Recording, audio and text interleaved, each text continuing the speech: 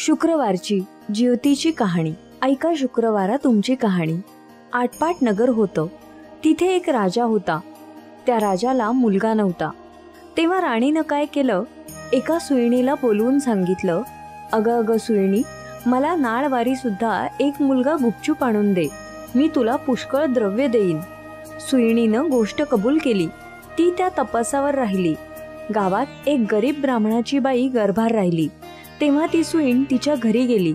तिला सांगू लागली, बाई बाई, तू गरीब आहेस, तुझं बाळंतपणाचं पोट दुखू लागेल तेव्हा मला कळव, मी तुझं बाळंतपण फुकट करून देईन. तिनं होय म्हणून सांगितलं. नंतर ती सुईण राणीकडे आली. बाईसाहेब, आपल्या नगरात एक अमुक अमुक गरीब ब्राह्मणाची स्त्री गरोदर आहे. तिला नुकताच 2रा महिना लागला आहे. लक्षणं सर्व मुलाचीच दिसत आहेत. तेव्हा आपल्या घरातून तिथपर्यंत कोणाला कळणार नाही असं एक गुप्त भुयार करावं. आपल्याला दिवस गेल्याची अफवा उठवावी. मी तुम्हास नाळवारी एक मुलगा आणून देईन. असं ऐकल्यावर राणीला मोठा आनंद झाला आणि जसजसे दिवस होत गेले त्याप्रमाणे डोहाळ्याचे सोंग घेतले. पोट मोठे दिसण्याकरता त्यावर लुगड्यांच्या घड्या बांधल्या. भुयार तयार केलं. 9 मास भरताच बाळंतपणाची तयारी केली. इकडे ब्राह्मणबाईचं पोट दुखू लागलं. सुईणीला बोलवून आलं. त्याबरोबर तुम्ही पुढे व्हा, मी येते असं म्हणून सांगितलं. धावत धावत राणीकडे आली. पोट दुखण्याचं ढोंग करायला सांगितलं. नंतर ब्राह्मणाच्या घरी आली. बाई बाई, तुझी ही पहिली खेप आहे, डोळे बांधलेस तर भिणार नाही असं सांगून तिचे डोळे बांधले. ती बाळंतीण झाली. मुलगा झाला.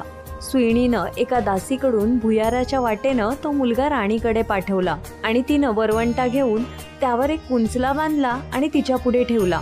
मग बाईचे डोळे सोडले. तुला वरवंटाच झाला असं सांगू लागली. तिनं नशिबाला बोट लावलं. मनामध्ये दुःखी झाली. सुईण निघून राजवाड्यात गेली. राणीसाहेब बाळंतीण झाल्याची बातमी पसरली.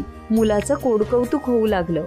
इकडे ब्राह्मणबाईनं नेम धरला. श्रावण मासी दर शुक्रवारी ज्योतीची पूजा करावी आणि नमस्कार करून म्हणावं, जय ज्योती आई माते, माझं बाळ जिथं असेल तिथे खुशाल राहो असं म्हणून तिनं तांदूळ उडवावे. ते त्या मुलाच्या डोक्यावर पडावे. हिरवं लुगडं नेसणं, हिरव्या बांगड्या लेणं वर्ज्य, कारलीच्या मांडवाखालून जाणं वर्ज्य, तांदळाचं धुणं ओलांडणं बंद केलं. याप्रमाणे ती वागू लागली. इकडे राजपुत्र मोठा झाला. एके दिवशी बाहेर फिरायला निघाला. त्या दिवशी ती न्हावून आपल्या अंगणात राळे राखीत बसली होती. त्याची नजर तिच्यावर गेली. तो मोहित झाला आणि रात्री तिची भेट घ्यायची म्हणून निश्चय केला. रात्री तिच्या घरी आला. दारात गाय वासरू बांधलं होतं. चालता चालता राजाचा पाय वासराच्या शेपटीवर पडला. वासराला वाचा फुटली. ते आपल्या आईला म्हणालं, कोण्या बाप्यानं माझ्या शेपटीवर पाय दिला? तेव्हा ती म्हणाली, जो आपल्या आईकडे जायला भीत नाही तो तुझ्या शेपटीवर पाय द्यायला काय भिईल? असे ऐकून राजा मागे परतला आणि घरी जाऊन आपल्या आईपासून काशीला जाण्याची परवानगी घेतली. काशीला जाऊ लागला. जाता जाता एका ब्राह्मणाच्या इथे उतरला. त्या ब्राह्मणाला पुष्कळ मुलं होत होती, पण ती 5वी किंवा 6वीच्या दिवशी मृत्यू पावत होती. राजा आला त्या दिवशी चमत्कार झाला. 5वीचा दिवस होता. राजा दारात निजला होता. सटवी रात्री आली आणि म्हणू लागली, कोण ग मेलं वाटेत पसरलं आहे? ज्योती म्हणाली, अगं अगं, ते माझं नवसाचं बाळ निजलं आहे, मी त्याला ओलांडू देणार नाही. मुलगा आज जाणार म्हणून त्या मुलाचे आईबाप चिंता करत बसले होते. त्यांनी हा संवाद ऐकला. इतक्यात उत्तर रात्र झाल्यावर सटवी ज्योती आपापल्या रस्त्याने निघून गेल्या. उजाडल्यावर ब्राह्मणानं राजाचे पाय धरले. तुमच्यामुळे आमचा मुलगा जगला, आजचा दिवस मुक्काम करा अशी विनंती केली. राजानं ती मान्य केली. त्याही रात्री त्याचप्रमाणे प्रकार घडला. दुसऱ्या दिवशी राजा चालता झाला. इकडे याचा मुलगा वाढता झाला. पुढे काशीत गेल्यावर यात्रा केली. पिंड देतेवेळी ते घ्यायला 2 हात वर आले. असं होण्याचं कारण त्यानं ब्राह्मणांना विचारलं. ते म्हणाले, घरी जा, साऱ्या गावातल्या बायका पुरुषांना जेवायला बोलव, म्हणजे याचे कारण कळेल. त्याच्या मनाला चुटपुट लागली. घरी आला. मोठ्या थाटानं मामदं केलं. त्या दिवशी शुक्रवार होता. गावात ताकीद दिली, घरी कोणी चूल पेटवू नये, सगळ्यांनी जेवायला यावं. ब्राह्मणीला मोठं संकट पडलं. राजाला निरोप धाडला, मला ज्योतीचं व्रत आहे, माझे पुष्कळ नियम आहे, ते पाळाल तर जेवायला येईन. राजानं कबूल केलं. जिथे तांदळाचं धुणं होतं ते काढून तिथे सारवून त्यावर ती आली. हिरव्या बांगड्या भरल्या नाहीत. कारल्याच्या मांडवाखालून गेली नाही. दरवेळेस जिथं माझं बाळ असेल तिथे खुशाल असो असं म्हणे. पानं वाढली. थाट जमला. राजानं तूप वाढायला घेतलं.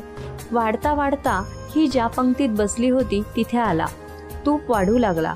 ईश्वरी चमत्कार झाला. बाईला प्रेम सुटून पाना फुटला. तिच्या स्तनातून दुधाच्या धारा फुटल्या आणि त्याच्या तोंडात उडाल्या. तो हातची तपेली टाकून रुसून बसला. काही केल्या उठेना. तेव्हा त्याची आई गेली. त्याची समजूत काढू लागली. तो म्हणाला, असं होण्यामागचं कारण काय? तेव्हा तिने सांगितलं, ती तुझी खरी आई आहे, मी तुझी मानलेली आई आहे असे म्हणून सर्व हकीकत त्याला सांगितली. नंतर भोजनाचा समारंभ झाला. पुढे त्यानं आपल्या आईबापाला राजवाड्याजवळ एक मोठा वाडा बांधून दिला. त्यांच्यासह आपण राज्य करू लागला. जशी जिवती तिला प्रसन्न झाली तशी तुम्हा आम्हा हो ही 60 उत्तराची कहाणी 5 उत्तरी सुफळ संपूर्ण.